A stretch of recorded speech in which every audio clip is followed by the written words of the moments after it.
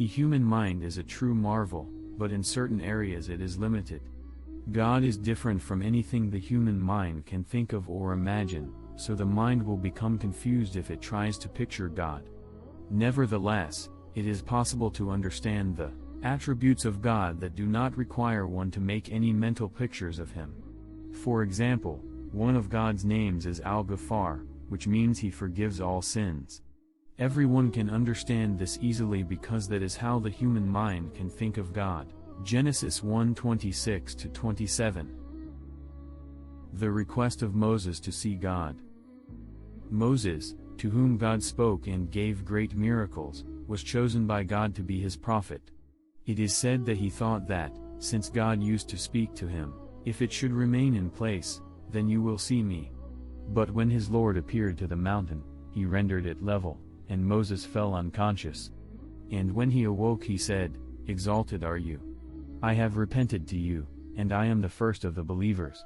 God made it clear that no one, including the great prophet Moses, can bear the sight of the divine, for God is too great to be grasped by human eyes in this life. Moses realized his request was in error, therefore, he sought forgiveness from God for having asked. Visions of God and spiritual experiences. Some people report spiritual experiences where they claim to have seen God. Common reported experiences also include seeing light, or a magnificent being seated on a throne.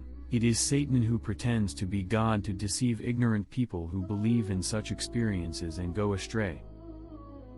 Seeing God in afterlife. God cannot be seen in this life, but the believers will see God in the next life. Even then, God will not be grasped in totality. The day of resurrection is the first day any eye will look at God. On that day some faces will be bright, looking at their Lord. The prophet was asked if we will see God on the day of resurrection. He replied, "Are you harmed by looking at the moon when it is full?" "No," they replied. Then he said, "Surely, you will see him likewise." The prophet said, "Surely, each of you will see God on the day when you shall meet him, and there will be no veil or translator between him and you." Seeing God will be a favor that is additional to paradise on the people who will dwell therein. As a matter of fact, the joy of seeing God for a believer will be greater than all the joys of paradise combined together. The unbelievers, on the other hand, will be deprived of seeing God, and this will be greater punishment for them than all the Jewish and Christian teachings on God are confused partly because of incorrect understanding of this issue. The Jewish Torah teaches God is like man. Then God said, "Let us make man in our image, after our likeness," so God made man in his own image. He might be able to actually see God. And when Moses arrived at our appointed time and his Lord spoke to him, he said, "My Lord, show me yourself, that I may look at you."